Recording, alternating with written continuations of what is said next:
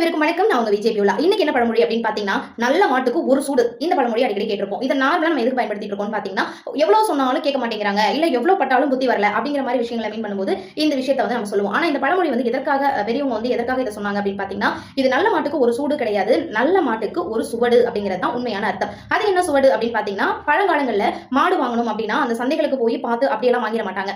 அந்த மாடை நடக்க விட்டு அதனுடைய தடம், அந்த மாட்டினுடைய கால் தடத்தை தான் சுவடு அப்படின்னு சொல்லுவாங்க. சோ அந்த கால் தடம் எந்த அளவுக்கு ஆழமா பதிஞ்சிருக்கோ அதை பொறுத்து தான் அந்த மாட்டினுடைய வலிமையை நிர்ணயம் பண்ணி அந்த மாடை வந்து வாங்கிட்டு வருவாங்க.